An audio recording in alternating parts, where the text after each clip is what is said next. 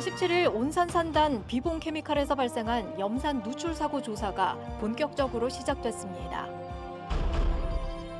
유럽연합이 초강력 탄소 저감 무역 정책에 합의하면서 울산 경제에 비상이 걸렸습니다. 탄소발 무역 전쟁에 살아남기 위한 대응 전략을 취재했습니다. 울산시 교육청이 3차 재난지원금 지급을 놓고 검토에 들어갔습니다. 조례 개정도 추진되고 있습니다.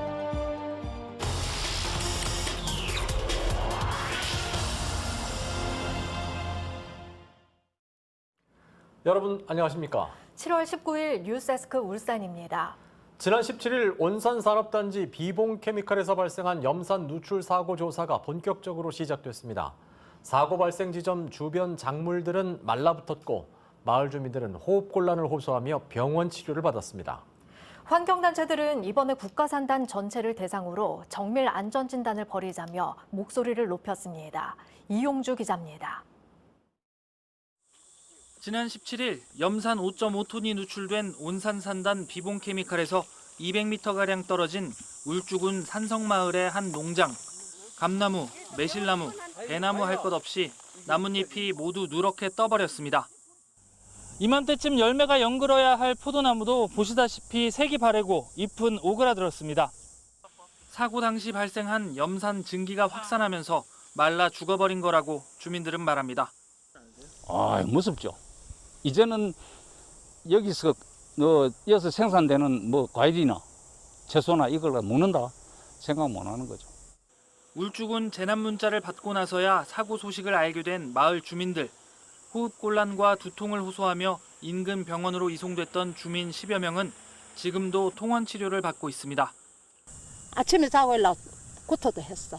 토끼도 하고 어지럽고 속도 따갑고 지침도 나오고 머리도 아프고 그랬거든.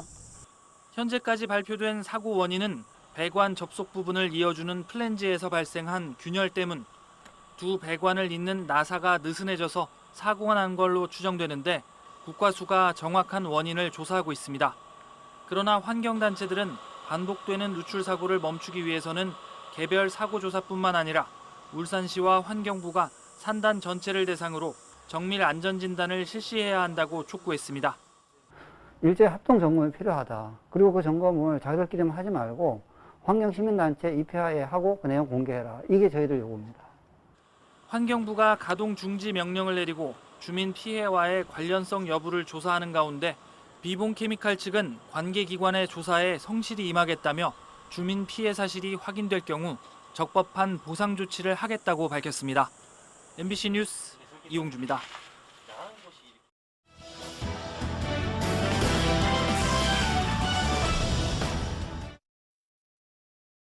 유럽연합이 탄소 국경세를 도입하는 것을 골자로 한 초강력 무역 정책에 합의하면서 울산 경제에도 비상이 걸렸습니다. 이산화탄소 배출량이 많은 울산공단 기업들에겐 발등에 불이 떨어진 셈인데 탄소발 무역 전쟁에서 살아남기 위한 대응 전략을 살펴보는 연속 기획을 마련했습니다. 오늘은 그 첫 순서로 울산의 대유럽 수출 비중과 경제계 반응을 취재했습니다. 이상욱 기자입니다. 이산화탄소 배출 제로를 선언한 유럽연합이 전 세계에 초강력 탄소 저감 메시지를 던졌습니다.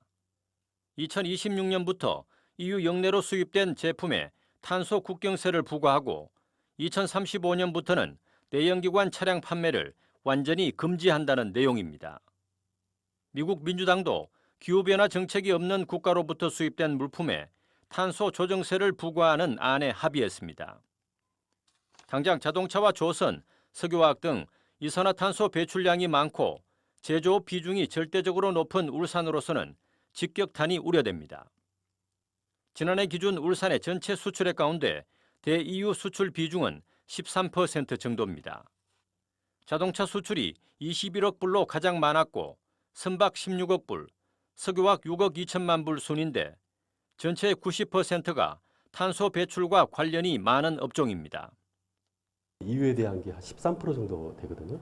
그래서 사실 금액으로 보면은 그렇게 크지는 않지만 이제 이게 앞으로 계속 이슈가 될 거기 때문에 저희가 좀 계속 주목을 해야 되고 거기에 대한 대응 방안이 필요하다.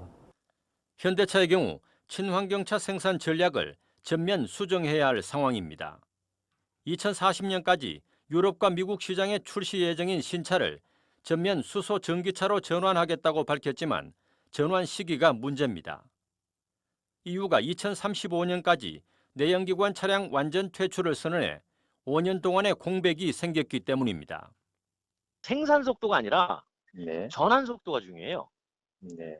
생산은 속도를 금방 늘릴 수 있잖아요. 예, 부품 공급량을 늘리고 하면 되니까.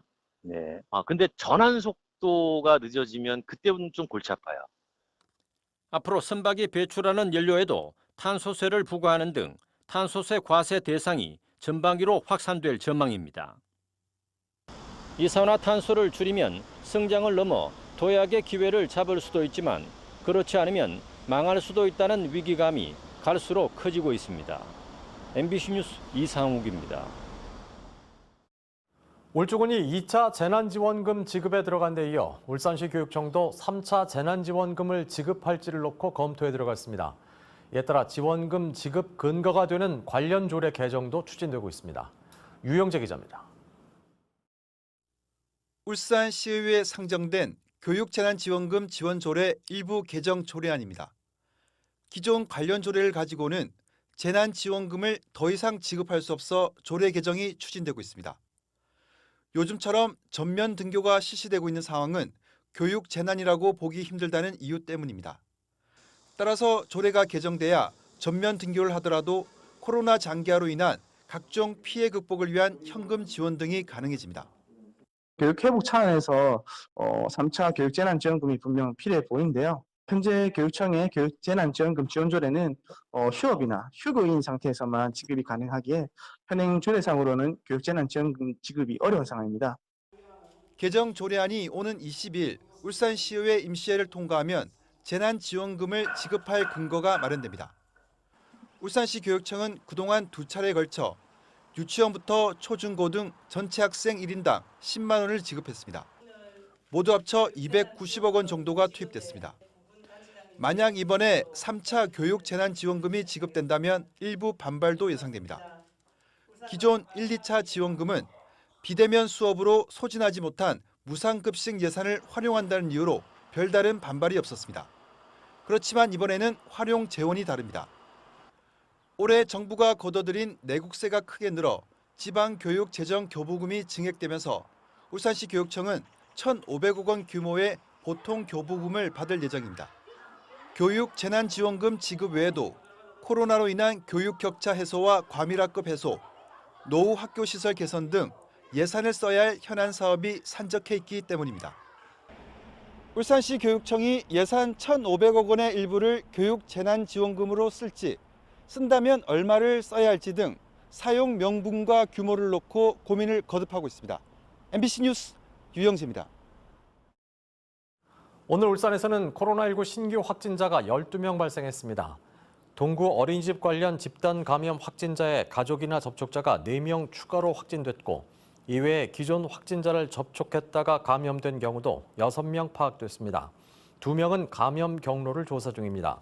현재까지 울산 지역의 코로나19 누적 확진자는 모두 3,038명입니다. 울산의 터를 잡고 살아가는 이웃들을 통해 살기 좋은 울산이 되기 위해 무엇이 필요하고 또 울산의 어떤 점이 좋은지 들어보는 순서입니다. 오늘은 울주군에 사는 지영경 씨입니다.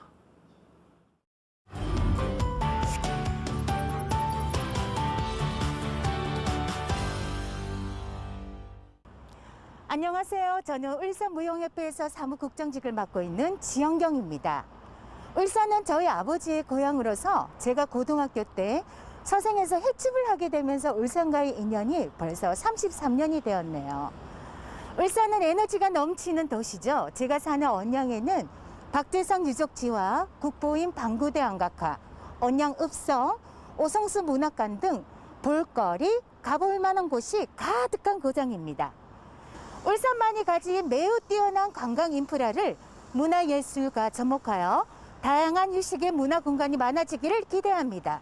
나는 울산 시민입니다. 큐브 뉴스입니다. 울산시는 오늘부터 사적 모임 가능 인원을 기존 6명에서 4명까지만 허용합니다. 울산시는 최근 코로나 4차 대유행이 현실화되면서 5인 이상 금지로 다니라 하는 게 필요하다는 정부의 방침에 따라 이같이 결정했다고 밝혔습니다. 기간은 8월 1일까지이며 직계가족 모임에는 현행과 같이 인원 제한이 없습니다. 오늘 울산에서도 수능을 앞둔 고3 학생과 교직원에 대한 화이자 백신 1차 접종이 시작됐습니다. 1차 접종은 오늘부터 30일까지, 2차 접종은 다음 달 9일부터 20일까지입니다. 이보다 앞서 유치원과 보건교사, 초등학교 1, 2학년 교사 등은 지난 17일부터 백신 접종을 시작했습니다. 울산시 교육청은 50세 이하 학원과 교습소 종사자, 개인 과외 교습자에 대해서도 26일부터 접종을 실시할 예정입니다. 서울주 지역의 소방과 안전을 담당할 울주 소방서가 오늘 개서했습니다. 울주 소방서는 그동안 중부 소방서가 담당하던 울주군 범서와 언양, 삼남읍, 두동과 두서, 상북, 삼동면 지역과 주민 13만 7천여 명을 담당하게 됩니다. 이를 위해 소방공무원 150명과 차량 29대를 갖췄습니다. 현대자동차 노사의 올해 임단협이 사측이 2차 제시안을 내놨지만 정년 연장 등 핵심 안건의 의견차로 합의에는 이르지 못했습니다. 현대자동차 회사 측은 지난 1차 제시 대비 기본급 9,000원이 오른 5만 9,000원 인상과 성과급 125%와 350만 원 지급 등을 제시했지만 주요 쟁점인 정년 연장 등에서 합의점을 찾지 못해 타결에는 실패했습니다. 노조는 사측의 3차 추가 제시안이 나올 경우 교섭을 이어간다는 방침이어서 이번 주가 휴가 전 타결의 분수령이 될 전망입니다.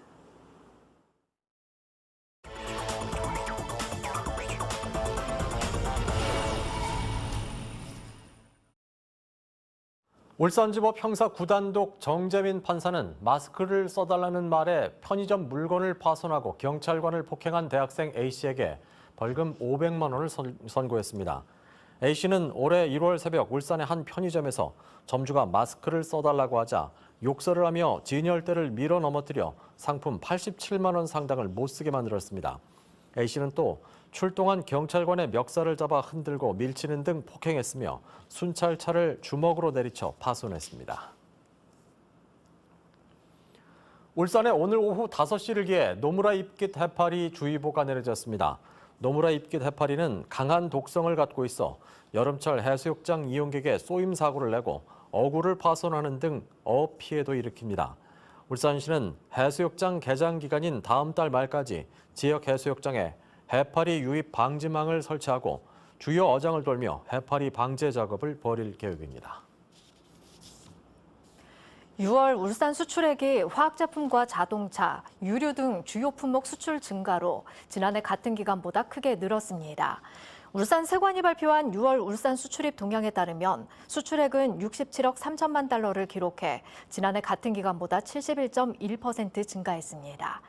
화학제품이 글로벌 경기 회복세에 따른 단가 상승으로 66.8% 증가한 16억 3천만 달러를 기록했으며 자동차 수출액은 45.8, 선박은 86.5%가 각각 늘었습니다.